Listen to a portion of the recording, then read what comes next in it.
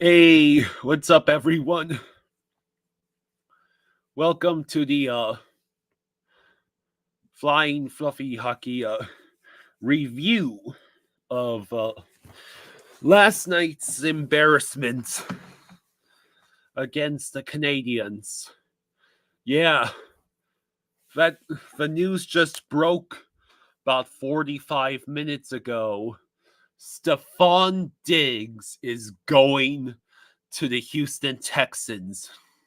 And not only is Stephon Diggs going to Houston, but the full trade is Stephon Diggs, a 2024 sixth round pick, and a 2025 fifth round pick, all going to Houston. And Buffalo's compensation is a 2025 second rounder. And the Bills are going to eat just over $31 million in dead cap as a for this next year as a result of this trade.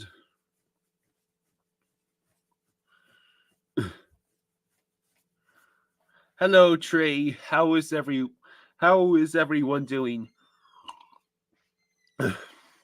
I enjoyed the night of debauchery, what with all the cider and meads.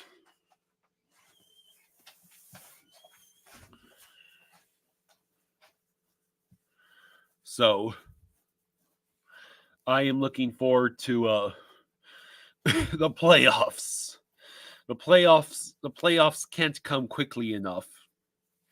I mean, we started off respectably enough, getting the 2-1 lead and actually holding it for more than 5 seconds.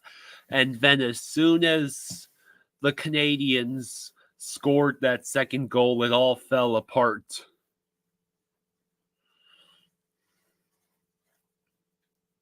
So I'm just astounded that Stephon Diggs is gone in Buffalo. We no longer have to worry about him in our own division. Exactly. Cater Kohu just got good. Cater Kohu just got good. Right? Yeah. I know you're such a good boy, Fluffy. Oh, he's such a good boy. We're gonna be able to go tomorrow. Okay? Yeah. We go to the river tomorrow. The Tom Grossi video is going to be a lit. Eisenite says, I wish I had Maurice's optimism.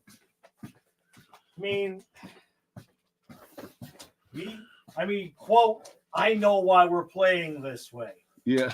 So, as crazy as it sounds, and as dangerous and chancy as it is, I think they're legitimately, Maurice has all but told us that they are purposefully not playing hard to save themselves for the playoffs. Other than using those words exactly, he's basically told everybody, I never seen anything like it. At this point, it's like, I guess we're going to see what happens, Yeah. Well, I mean, we clinched the playoff spot because of our insane. Right. I mean, there was no way the Panthers were going to play at the level that they had been playing in January and February for the rest of the season. But we just didn't expect the losing parts to be this long. I knew that there would be a small bump, but I didn't think they'd literally shut it down for the last 20 games.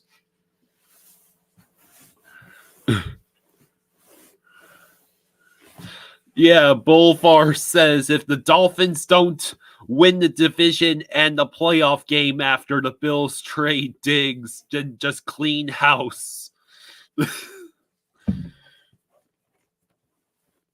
Well,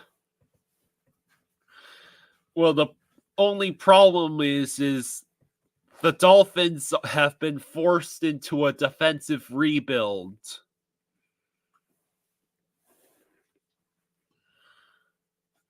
But Sergei Bobrovsky says he told the team to not worry. Everything was going to be okay if we play playoff hockey in a couple weeks. Sean, Nick is on his way to the airport now, and Jaws will be joining us in a little bit. Jaws will be joining us at 12:30. How long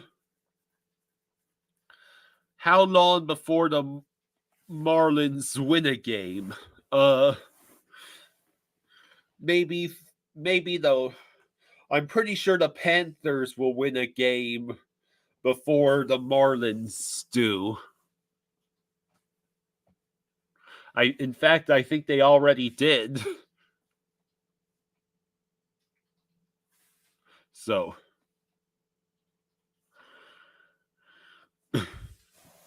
it's really crazy that the team has been playing at this bad level for this long. We are now 2-7-1 in our last 10 games. And this is our upcoming schedule is, I believe, Ottawa, Boston, Ottawa again, and then Columbus and Buffalo. We've got to take a minimum of 6 points out of those 5 games, or I'm going to be unhappy. I mean, we played the Sens twice, for crying out loud. I mean, we just got ass whooped by the Canadians. We could lose all the rest of the games. Well, I mean, we are without any word on if Tkachuk will be playing Thursday. Tkachuk was out with an illness last night. Verhaeghe is most likely not coming back until the playoffs start, and now Ekblad is injured again. Ekglass broke again.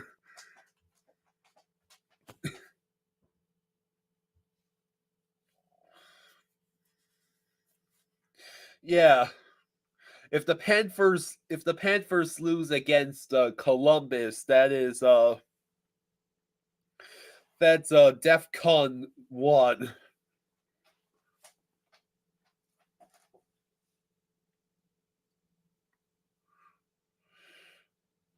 I says, so what you're saying is I should bet all my money on us winning it all. So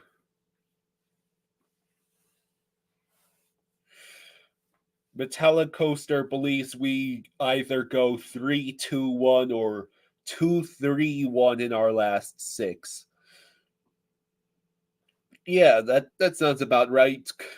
Is 500 too much to ask for our record in these last 6 games?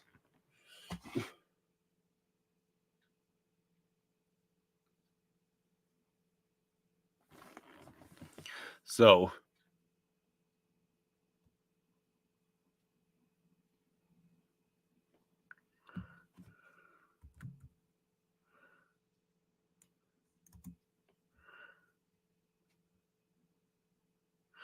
let's see. I do not believe there's been any brand new news about Ekblad or Tkachuk. We know Verhaeghe most likely is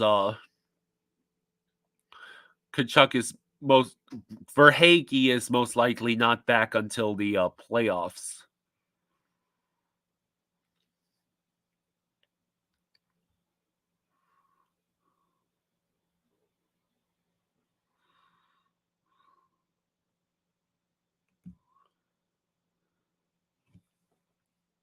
So Anthony is predicting 1 win in the last 6. Jackson predicts 4 wins in the last 6, which, 2 games against Ottawa and games against Columbus and Buffalo. I would hope we would win all of those. I said I think's 0 for 6 and getting outscored 21-5. God, don't let that happen. If there's one way to describe this loss, I would not describe it as disastrous. If this were the playoffs, these losses would be disastrous.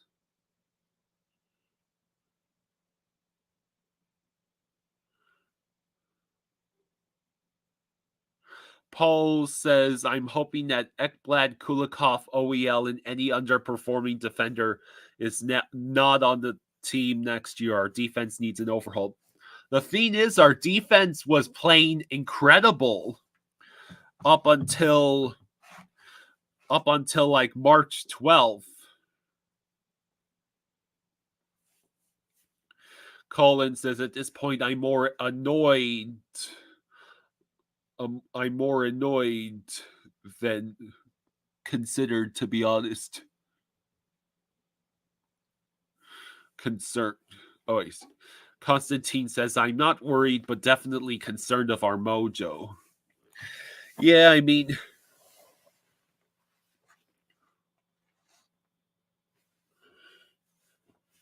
Maurice was quoted as saying, let's get the hell off the ice before anyone else gets injured. I don't think that's exactly what he said, but he said something similar. This was after Ekblad got broken again. The dude just can't stay healthy.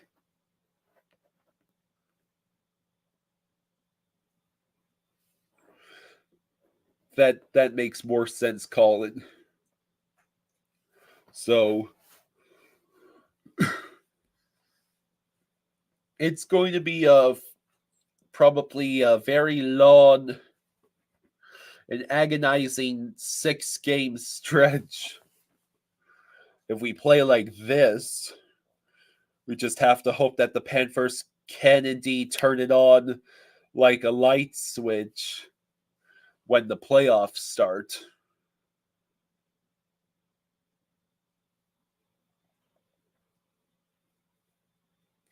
Metallic Coaster says, I think more of an indicator that they are coasting is that they didn't pull Stoley on the last power play. Would have been 6-on-4 for a full minute. Yeah, that is a sign that they really did not believe this win was important.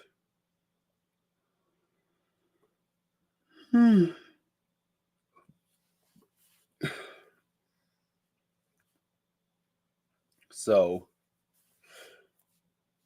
how is everyone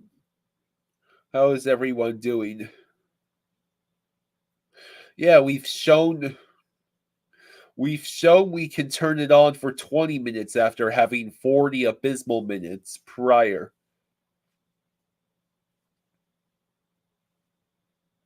Losing to the Leafs in a game where you give up 5 goals is one thing, but we hadn't lost to the Canadiens in almost 2 years.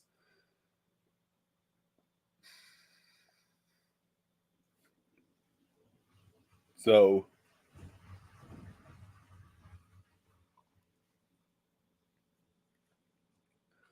the Panthers need to. I'm hoping that the Panthers go at least 500 through the remaining stretch.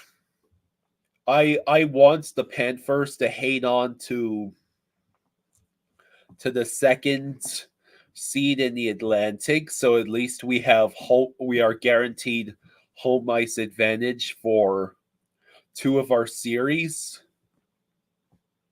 It's always hard to gauge whether home ice advantage will actually help or hurt you in the playoffs.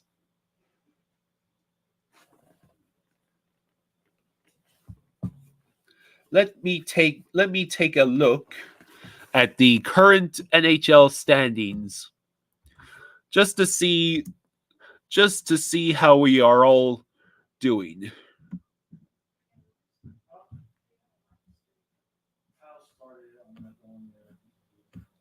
So, as of this moment, the the New York Rangers are still first place in the Eastern Conference at 104 points and 39 regulation wins. The Bruins are at 103 points, but only 34 regulation wins. So it's still anyone's anyone's Eastern Conference to win. There are realistic chances for the Rangers, Bruins, and Hurricanes to win the Eastern Conference.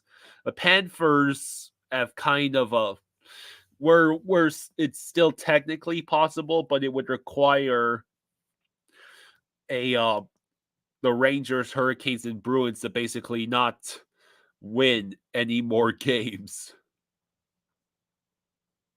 So the so it would be the Rangers against the Capitals, Bruins against the Lightning, Panthers versus Leafs, and Hurricanes versus Flyers. This wild card race is ridiculous. First off, no one wants to take third place in the Metro. The Capitals and Flyers are tough. The Capitals and Flyers.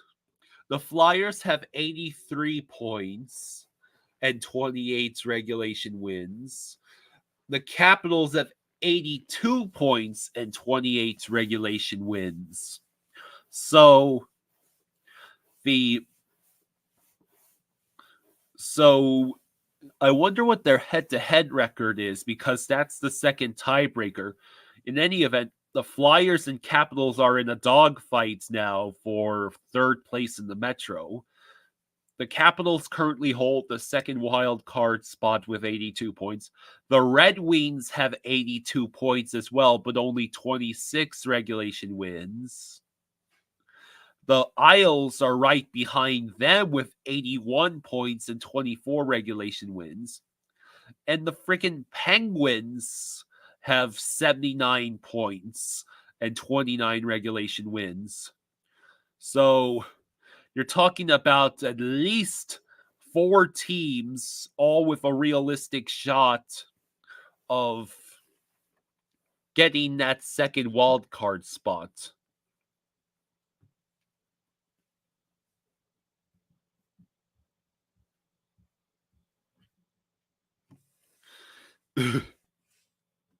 So in the Western Conference, the Stars are at 103 points, and they would be currently playing the Los Angeles Kings. The Canucks would be playing the Predators. And then the Avalanche would play the Jets, and the Oilers would play the Golden Knights. And the wild card race is presumably all but over. The Blues are at 84 points and 29 regulation wins, but the Kings have 87 points and 32 regulation wins. So the Blues are 3 points behind, and the Wild are 6 points behind. And that's about it. I don't see any other team with a realistic chance of making the playoffs for the wild card in the Western Conference.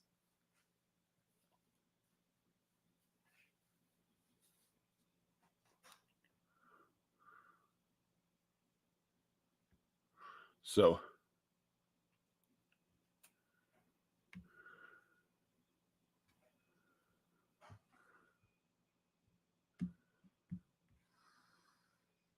Where are the pancakes there? I did not make pancakes this morning. So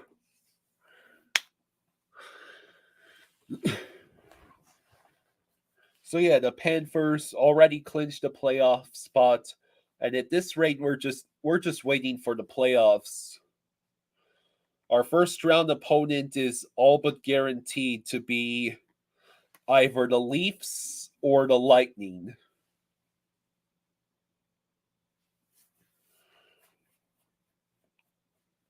Jackson thinks once Kyle gets his pancakes, the Panthers will start winning again.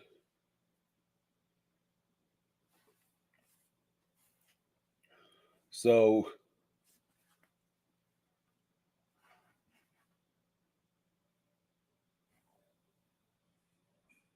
there are quite a few things to be said about the recent losing stretch. It's basically Maurice has all but said that the team is not trying to win and that we're basically just in shutdown mode for the playoffs. We are basically just on standby until the games actually matter.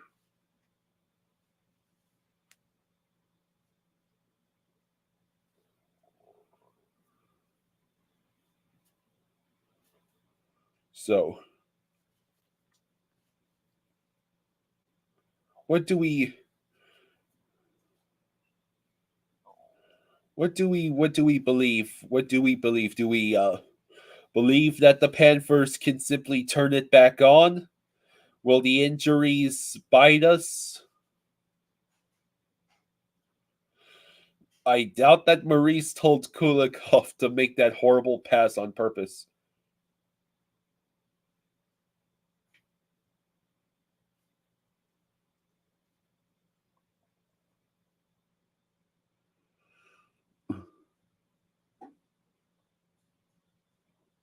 I mean, it's near the end of the regular season, guys.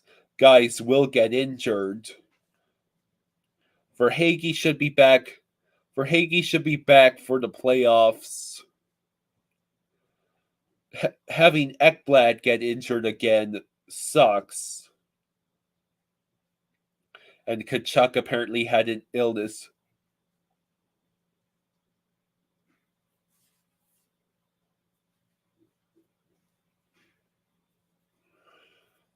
Temp says, biggest issue I have with the theory of them coasting is them deflating the fan excitement going into the playoffs. Regardless of who we end up playing, the opposing team's fans will show up big at home.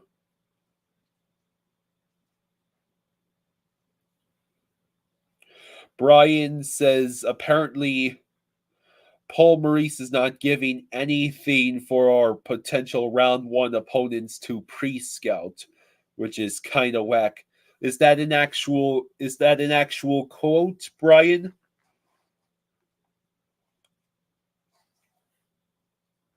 Alex Jones says that sitting in shutdown mode is a bad idea. 2019 votes show why that is.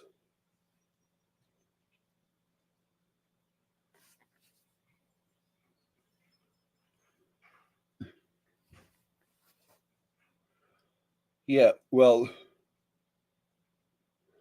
the only thing I can imagine from the way we've been playing is that the couple of teams that are most likely to be our round one opponent, they must be looking at us right now and they must think we are weak and complacent and ripe for the kill.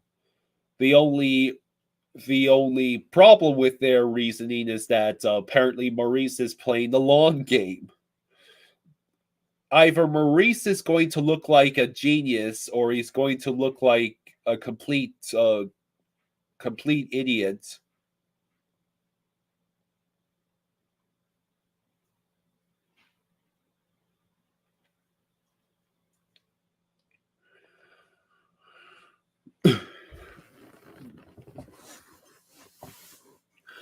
Brian says if you're going to prep your playoff pre-scout, I don't think there's a lot you can use. That's a Paul Maurice quote after the Toronto game. Well, there you go.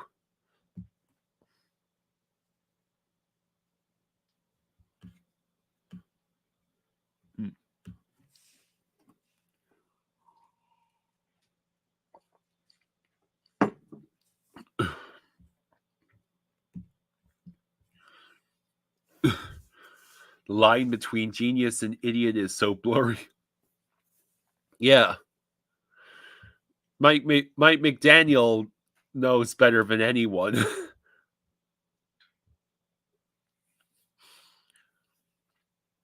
So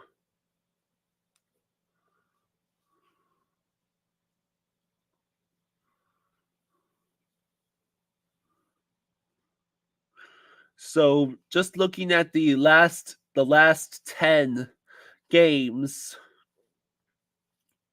every other playoff team in the Eastern Conference, Bruins 6-4-0 on a 2-game win streak. Maple Leafs 6-3-1 on a 3-game win streak. Rangers 7-3-0. They lost a game, I believe, last night. The Hurricanes are 8-1-1 and have won 2 games in a row. The Lightning are 8-1-1 and just lost one last night or the other night. The Capitals are 6-3-1 and have lost 3. The Flyers are the only team comparable at all to how the Panthers have been doing. The Flyers are 2-5-3, but they have lost 5 in a row. Which is that must be disconcerting for John Tortorella.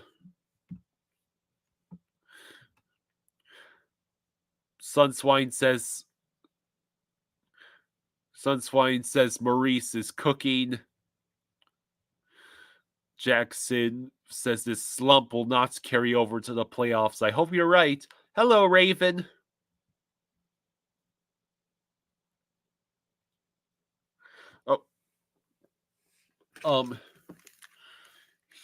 Jaws is about to join us. I need to put the headphones on.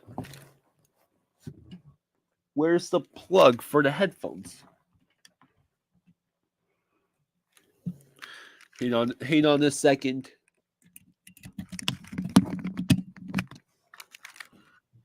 Hey, kiddo. Hey, what's up? All right. I figured we'd do the last half hour like this. Yeah, that's fine. Yeah. All right. So, what's the general consensus? Is everybody ready to burn the planet down, or does everybody trust what Maurice is saying? IDK would probably go for what you just said. Yeah, I feel bad for IDK. IDK, man, if we win the cup, I'm gonna go back to all your comments and all the streams and make a video of just your comments. And I'm sure you'll be glad. You'll be happy to do it. Chris says the hockey guy says the Panthers will be fine. Yeah. Look, I mean, I know I feel like a broken record because I've been saying it for months, or at least a month. They're taking it easy for the playoffs and everything. And I mean, Maurice has basically said everything but that quote. You know what I mean? Yeah, exact. Temp says basically don't waste your money on the remaining home games if they are coasting these last few games, right? I mean, like I told Kyle this morning, we sit down and we're like, all right, tonight we're gonna and no, it's not gonna be tonight because they've checked out. They are taking an early vacation. Yeah. So, I says that Vegas was 5-5 their last 10 games last year. Right. I mean, there's different ways to look at it, but at this point, there's, at this point, there's no denying what they're doing. I've never seen a team just check out. So, I mean, there's 20 games left when this started. You know what I mean? And I mean, to me, and I know people are worried. I know, like Chris will say, the bad habits and everything, and I don't disagree. But they've just mentally checked out, so they're just not mentally engaged in the game or on the actual play on the ice, and that's what those mistakes are coming from. Now, the danger, I fully understand and agree to an extent with what Maurice is doing, but the danger is, are they going to really wait till game one to try to turn it back on, or are we going to, like in Boston, like turn it back on and go from there? And yeah, I know they're getting injured. Did they give any update on Ekblad other than we called up Belinskas? Eisenite says that Colorado was 4-6 in their last 10 the year they won the cup. Right. Well, and look at what the '96 Panthers were towards the end of the season. In fact, I'll look that up now. I know we didn't win, but I remember Billy talking to us about this. Go ahead, Kyle. Run the chat. I'm going to look this up. All right. Let's see. I was taking a look at the standings, and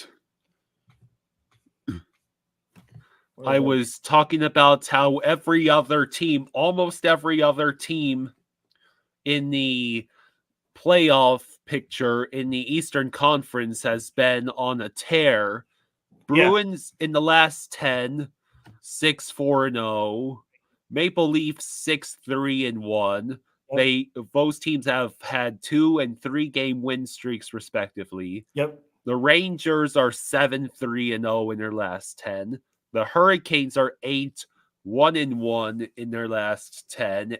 Yep. And are on the 2 game win streak. The Lightning are 8-1-1. Jeez. The Capitals are 6-3-1. The only team that's comparable to us in terms of how badly they performed is the Flyers at 2-5-3 with a 5-game losing streak. Right. So in '96, in February, the Panthers were 4-5-3, 3 being ties back then. In March, they were 3-9-1. And then, actually in March, they were 0-6-1 on the road in March. Wow. Yeah. And then in April, they were 3-3-1. So they ended the season. What's that? That's 10-17-5. In the last 3 months of the season, they were 10-17-5. And then we saw what they did in the playoffs. So, yeah. I mean, it's either madness or genius, right? So I'll just read a couple comments rapid fire. Go ahead. Only one of the past 3 cup winners were above 500 in their last 10 games. Tampa in 2020 were 3-7 in their last 10 before they won it all. Nerfel says, "Good morning, y'all. Have you talked about how Maurice said he knows what's happening?" Yeah. Well, I showed you that clip this morning, right? Yeah. And I agree with what Temp is saying, and that is the part that I am concerned with. He says, "You want to continue building the hockey culture in South Florida. This kills fans' excitement going into this thing. I get conserving energy to agree, but the fans are still paying to see them." Ding, ding, ding. I was shocked how they came out against Toronto. I thought that would be like, okay, this is a game that we're gonna do it. Jake got a good point. Says if this is their plan, why couldn't they also exploit the LTIR? That's a reasonable question. I think, Jake, it might have simply been because they didn't have any assets to go get anybody that would be that would have made it worth it. You know what I mean? I think more than anything, we just had nothing to trade really, right? So I says St. Louis went from last to the playoffs in 2019. They ended on quite the run. Yeah. Nerfel says, do I think this could be fatigue finally setting off after last season's run? You only got a 2-month break, and that much hockey within a certain amount of time will eventually catch up. I mean, maybe. I mean, that thought has crossed my mind. The thing that makes me think that it's some sort of purposeful is the way Maurice is handling it. You know, he just don't care.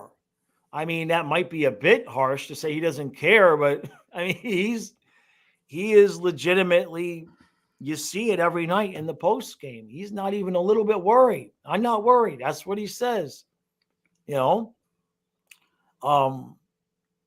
look, it's either going to be genius or madness, one of the two. You know, and we're not going to know until.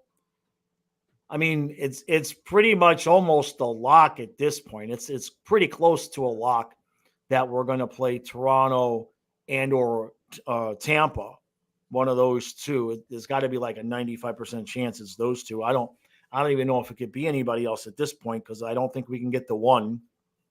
So, unless we tank so bad that we get the wild card and we got to play Boston. Right? Chris, that's interesting because who did I say that to? Yes, I said that to Nick, to True in a text yesterday. That's I said something very similar to that, where Chris is saying, in my opinion, hold on a second. Let me get to it again. Where did it go? Oh, he says Zito announces number 42 super team friendly deal, the extension, sends Reinhart an offer, also team friendly. Reinhart's insulted. Reinhart tells teams he's going to test free agency. I said kind of the same thing, but I kind of thought it was Montour, not Reinhart. I kind of felt like it's possible that contract made everybody else kind of feel like Forsling kind of, what's the word? What did I say? I'll figure out what did I say? It's right here. Nerfel says last year, the last 2 weeks, we were balls to the wall, giving everything, and it took a toll in the playoffs. Wonder if Maurice saw that and wants to save that. That it's possibly that. So, Chris, to your point, what I said to Nick was something is off since the trade, but I don't think it was the trade. I think it was the Gustav contract. Maybe it sent the message to a couple of the guys, and maybe they got the hint that if they're going to want money, they're going to have to leave the team because Forsling's deal was very team friendly, but it might have actually divided the locker room a little bit. So they probably feel like maybe Forsling screwed them over a little bit by taking far too little money. That's a possibility too, right? Yeah, and Chris says team sees this and decides not to play Maurice's system. You see the product is on the ice. All of our theories, they're gonna bear. Somebody's gonna be right. You know what I mean? But Maurice better get this one right because the way that he's reacting to our play, the only way it eventually becomes acceptable is if we win the cup. Because if we don't, especially if we get bounced in the first round or maybe even the second round, we're going to definitely have a right to blame the lack of momentum going into the playoffs. Sunshine says the being salty about offers doesn't make much sense because if you're going to walk in free agency, you're going to want to still up your value by a playoff performance and winning a cup. That's true. That's true. That's also true. Yep. Yeah. Chris says the announcers and analysts know this, and that's why they're also so glum. It's tough calling these games. I keep telling Kyle to call a goal. It don't work out.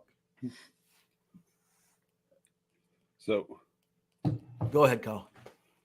I was just saying that it could be worse. You could trade Stephon Diggs to the Texans for a second round pick and 31 mil in dead cap, and you gave up 5th and 6th round picks in the trades. I mean, I didn't know Bill Zito was secretly working for the Texans, right? Coop, you think that the theory about the contracts? No.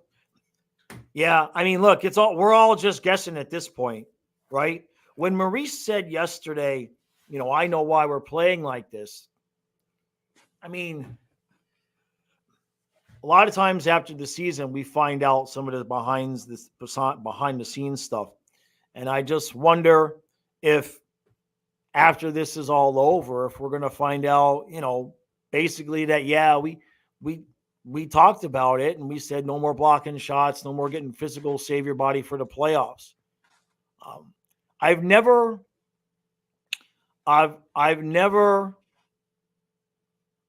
seen a team do this before. Anybody seen a team consciously do this? Like where the coach is like basically saying, whatever, it doesn't matter. It doesn't matter.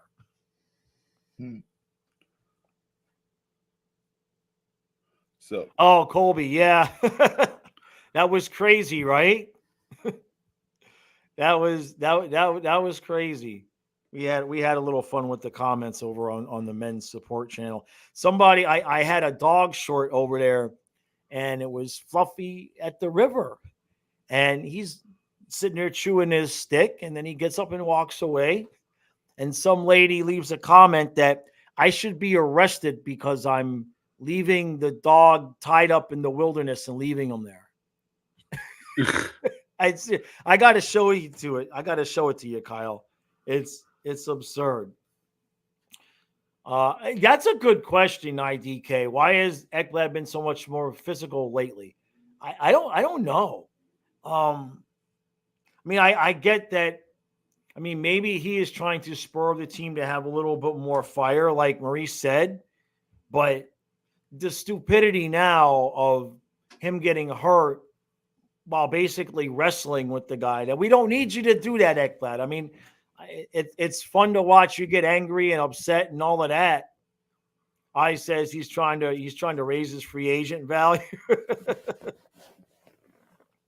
Somebody answered that question. Hold on. Boulevard said, yes, Vegas did it a couple times, except they won. Yeah. So I guess if you win, it's smart. If you win, it's smart. And maybe, and I doubt this. Well, if we play Toronto, maybe they'll get a little bit overconfident with how bad we've been. Tampa obviously is going to know better than that. And we just need to win enough games so that we don't end up as the wild card and having to play Boston. Because I think with games in hand right now, I think Toronto would be tied with us, right? Because we're 4 points ahead and they got 2 games in hand. So, and that's the thing, Coop. Watching the games is tough, man. It's hard. It's brutal. Go ahead, Kyle. No, it was that's my personal theory is we're trying to get the Leafs to become overconfident. Yeah. Oh, Alex Jones says, I've been quite impressed with Duke's work on the Bolts. Was it his want for the bag that reason for him leaving? No. I to be honest with you, I guess the main thing is we wanted an upgrade. We felt like Rodriguez, or I guess Zito felt like Rodriguez would be a more complete player than what Duke is in terms of playing defense and everything. Because we traded him and then we signed Rodriguez to the same money that Duke was making. So yeah, we just decided that it was an upgrade. You know what I mean? I wouldn't mind having them now with all the injuries, but when this team is healthy, there's really not, I wouldn't say there's not a space because you could always use an extra guy, but he doesn't play defense, and all of that. So it kind of doesn't fit what we need to do. Yeah, no, I know we traded Duke for Lorentz, but I'm saying monetarily, when we signed Rodriguez to the money that we would have paid Duke. Go ahead, Kyle. Jesse says, "What the hell happened with Kulikov?" Not mentally engaged. I mean, look, Kulikov he's not Kale McCarr, okay? But we've watched him play all season long. And if there's one thing, he's at least consistently solid. He's been good. And all of a sudden, in the last 2 days, he's just completely forgotten that you don't throw the puck to the middle of the ice in your own zone. I mean, it has been bad, bad, bad. Bolvar says the only reason why Vegas did it, in terms of your question, was they kept playing the same and kept their stuff for the playoffs hidden. They just really win because they outmatched their opponents at the regular season end. Right. Yeah, well, what we got to pick? That's right. Wasn't anything to speak of, was it? Yeah, Bubba. Yeah, with Balinskis has been called up, so Ekblad is going to be. Let me see. I'll check. Keep the chat call. I'll check Twitter and see if. I don't know if I can log on to Twitter on this computer though. Let me see. Yeah. Okay.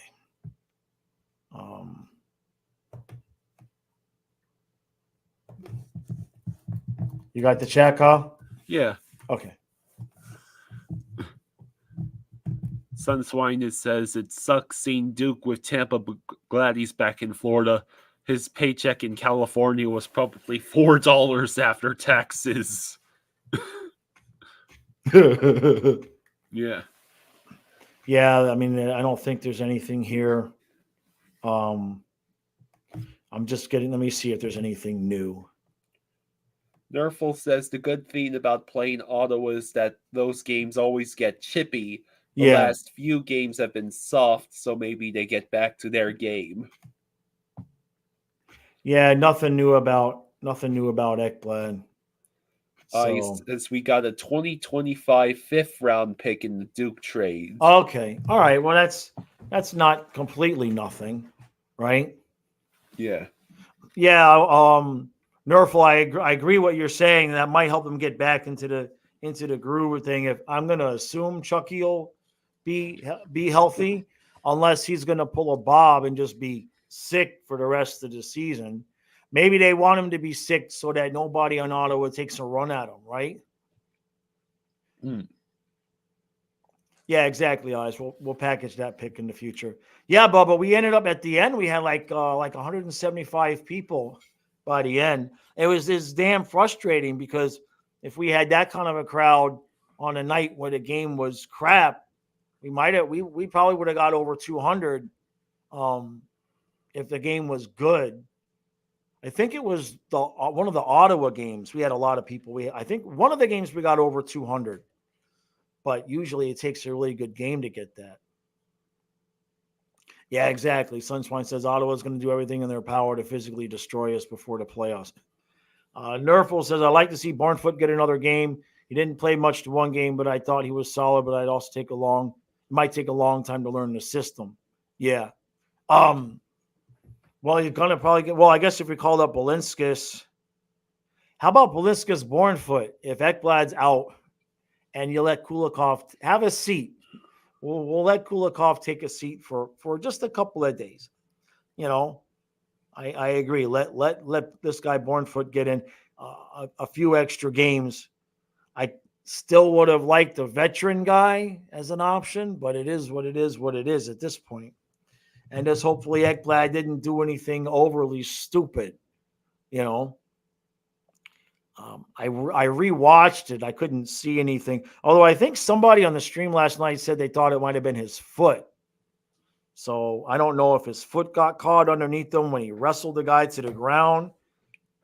But whatever it was, he went right to the locker room afterwards. So that's all going to play into next year. You know what I mean? Next year he's on the final year of his deal, and it's such a tough decision with him. I know for some people it's not, but he's, you know, statistically he's played really, really well this year. He's played within himself. and he's not made the bonehead Yandle type plays that he's made in the years past. But he can't stay healthy. He just gets hurt at the drop of a dime. And so, what are you going to do? I mean, he's on the glass when you come into the arena, right? It's Barkov and Ekblad. So, you're going to trade him? You're going to let him walk? I don't even think he would walk. Like, I think I think he wants to stay so bad that he'd sign like a 5x5 to stay. I think he would take less money to stay. I think that's how bad he wants to just remain in South Florida and not leave. I could be wrong, but every time the guy, I've joked about it before, every time he gives an interview, it's like, Aaron, how's the weather? It's like, I love Florida. What'd you have for breakfast? I love Florida. I want to stay. I mean, it's just like, that's the only answer. Every interview starts off with the same thing. I love it here. I want to stay. I want to be a career Panther. It's like, I asked you, how your haircut was. So, and then the question is, if Ekblad will take 5x5, do you still tell him, well, no thanks, but no thanks, or do you keep him and we're gonna need a replacement for him? We need somebody that's gonna be on the ice for us on a consistent basis. I says his agent told him to say that, yeah. And that's the truth. That Nerfel says his no move clause turns into a modified this offseason.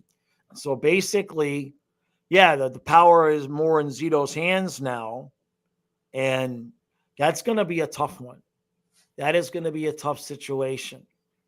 I just want the guy to be able to play and stay healthy, but maybe he'll understand it. It's like, look, if you want to stay in Florida for the last part of your career, we're going to have to reduce your salary so we can pay somebody else to be our number one defenseman other than Forsling. I don't know. I guess some of that will depend on if Montour takes less money than he could get on the open market, right? Bubba, you're not going anywhere. We're going to extend you, Bubba. All right? We're going to extend you until the 6'8" kid is ready. The 6'8" goalie, Although Spencer Knight's making a case he's either making a case to stay or up his trade value, right? Nerfel, you got it right. Next offseason is going to be hell with Verhaeghe, Bennett, and Ekblad as free agents. Although as much as I love Verhaeghe, Tarasenko could be Verhaeghe insurance. You know what I mean? I really feel strongly that we need to re-sign Tarasenko for a couple of years. He took 5 to play in Ottawa. He should be willing to take 3 or 3.5 to stay in Florida. I would be surprised if he wasn't. And then we just got to find the money for him. Trey says, the goalie from Philly, I like that, Jaws. We can send Lundell for him. Lundell, and that's the worst thing about last night is we totally wasted a game where Anton Lundell scored a goal. We should never lose a game when Lundell scores. What's so funny, Kyle? Yeah, I agree with you. We should never lose a game where we see Anton Lundell score. So Nerfel, I agree to an extent. He says Tarasenko's already 32. He's going to start decreasing soon. Not the long-term answer. Agree. Like for Hagee, but short-term could be an answer. And also got to make room for Samoskevich in the top 9. Well, you got to make Paul Maurice be willing to put Samoskevich in the top 9, because if there's no room for him now. There's no room for Samoskevich in the top 9 now, even without Tarasenko, right? Because of Rodriguez. No, I guess there is room. And then we got to make a decision on Lundell. It's like Zito says, it's like I've said, it's like a Jenga puzzle, because what you give to one guy, you guys know how I feel about Lundell. But I like Luosterainen too, and Luosterainen to me, who was it on the stream last night that brought that up about Lusterinen being next to Bennett and Kachuk instead of Cousins? Because I keep saying Cousins, and I actually think that's not a half bad idea. So if you could afford it, right, and if you could have Lusterinen, Bennett, Kachuk, and then Lundell with Tarasenko, Samoskevich, and let Samoskevich, be on that, being on a line with the veteran like Tarasenko. And then you still got Barkov, Reinhart, and Verhaeghe for next year. And then after that, at some point, we're not going to be able to pay everybody. Like this year, I think we can. But I don't know about Bennett, Ekblad, and Verhaeghe because I'm not so. I mean, Verhaeghe's going to be costly. Verhaeghe's going to be costly. And we kind of are in a situation where I think we really need to keep Sam Bennett because I'm not sure that Lusterinen is going to fill Sam Bennett's shoes if we let Sam Bennett go. I know Lundell's not. That's why I didn't bring up Lundell. But if you lose Sam Bennett, then you're probably looking at Lusterinen going there because I don't think you're going to want to move Reinhart to center. So what I'm hoping for is after the season's over, before the playoffs, I'm hoping we see a Reinhart contract. I know that that's wishful thinking and not likely to happen, but that's what I'm hoping for anyway. Yep, Nerful, I agree. Nerful says, I'm glad we have Zito and Maurice to figure it all out, though. I feel confident they can. And the other thing is we don't know how much the cap is going to go up the following year, right? So if the league does well and if the cap goes up another $4 million, if Ekblad, I don't know. I don't know what we do with Ekblad, man. That's the biggest question. $7.5 million. You can't sign the guy to a contract worth more than Forsling at this point because Forsling's far superior and more reliable. The more I look at it, I just can't believe Forsling took that little. I mean, what a home run of a deal that was, because the dude is not just a great defenseman. He's on the ice, knock on wood. He's on the ice every night. Oh, his leg fell off. Go grow another one. Comes back out next period. It's amazing. And if this guy Bornfoot turns out to be the same way, if he turns out to be another Forsling, I mean, it was a first-round draft pick, 6'2", 200, something like that, or 220, whatever it is. He's a big dude. We're in good shape. We're in good shape, but it's just hard right now watching the team the way that they're playing. Yeah. Go ahead, Kyle. I was saying it is hard to see the team right now playing. I'm just hoping we maybe we'll actually beat the Sens. we get 2 chances to beat the Sens. Yeah, let's see what we got left. It's 6 left, right? Yeah, 6 games left. Let me see here. All right, so we got the Senators tomorrow, and then we've got the Bruins at 3:30 on a Saturday afternoon. Then we finally get a couple of days off, and we end the season at home with Ottawa, Columbus, Buffalo, and then the Maple Leafs. And maybe the plan is to turn it on Saturday against the Bruins and then turn it back off and turn it on for that last game against the Leafs, because I have a feeling we're gonna need that. You know what I mean? I have a feeling we're gonna need that. Hey, I appreciate that, Dave. Yeah, you guys hit it. I know I don't normally ask for it, but the more people that we get liking the stream, the more people YouTube shows for it, especially when you first come to the streams in the beginning. The more people that like it, the more YouTube shows it, the more they show it. Then I don't have to bitch about the possibility that I could hit 10 years of doing this without 10,000 subscribers. Trust me, you don't want to have to go through that entire year of me bitching that I'm doing my 10th year and I don't have 10,000 subscribers yet. I don't want to hear it. I'm already sick of hearing it, and I haven't even started yet. This is year 8, by the way, so we have time. we have time. We have time. But I'm fixing to finish my 8th year without getting to 8,000. So go figure.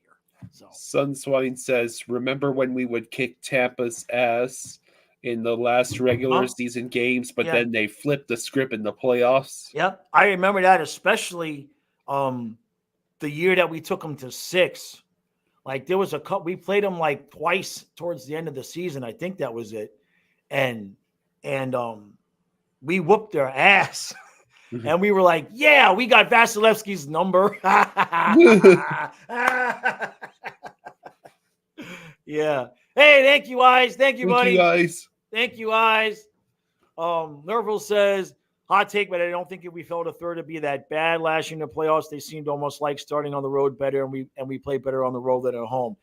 I don't disagree with you, Nerful.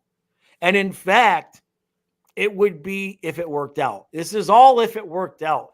But if it worked out and we did fall to third place, you could probably rest assured that there would be some Leaf fans that might kind of get a little bit overconfident about how bad we played, right? Yeah, I mean it's dicey. We might get the wild. Are we far enough? Could we tank enough to get the wild card? I doubt it. Let me see. Hold on. Let me look at this. If we didn't win another game, which right now it doesn't look like we're fixing to win another game. So we're at 99 points and Tampa has 89 points. But Tampa has 2 games in hand.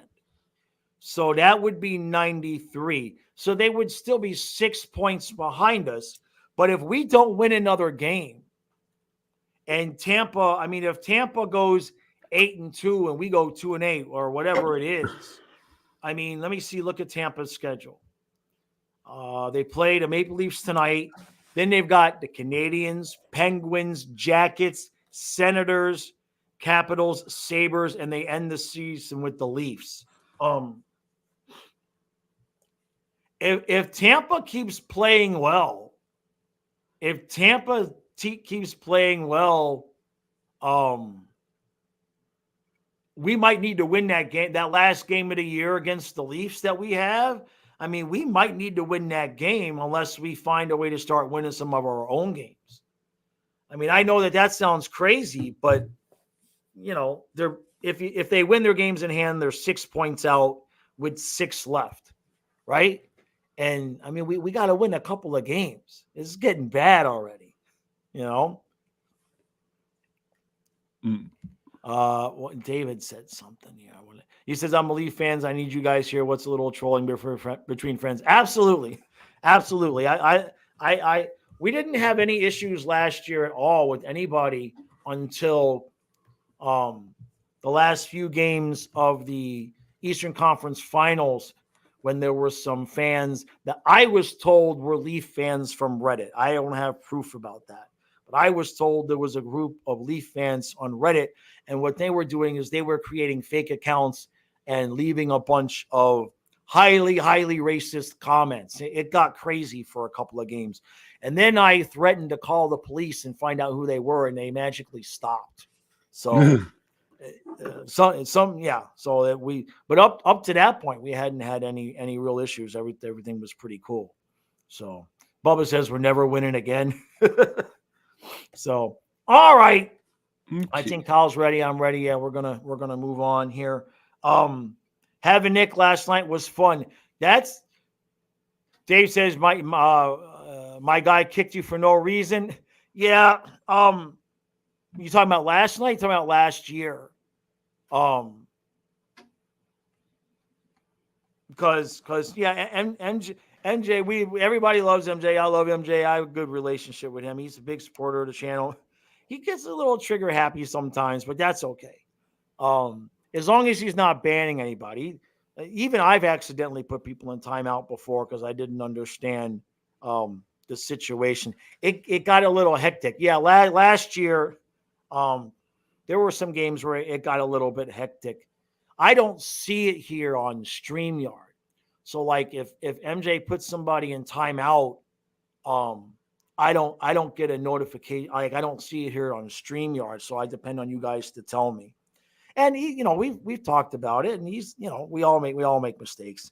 As long as nobody's saying anything that's going to get the channel banned, right? We usually pretty lenient. You know what I mean? So I apologize that happened to you, but yeah, I think this year people kind of know our vibe a little bit more, and this will be MJ's second year of doing it. So I think this year things will go a lot smoother. So, all right, that's going to do it for today. Appreciate all the support.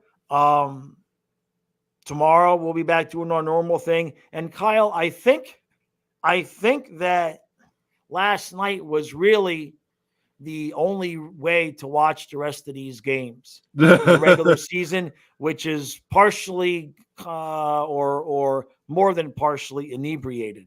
Yeah. Because I can't watch these games sober anymore. Not the way they're playing. Because like I said to Kyle this morning, we sit down in the morning, or we sit down in the game ready to say, all right, today's the day we're going to see the Panthers again. And the Panthers obviously have no intention on fulfilling that at all. So we're kind of trolling ourselves at this point, sitting down every night, waiting for them to play well again. They have no intention. So, all right, everybody, appreciate all the support. Thank you for super chats. Thank you for joining us. And Kyle and I will see you 1/2 hour before the start of tomorrow night's game.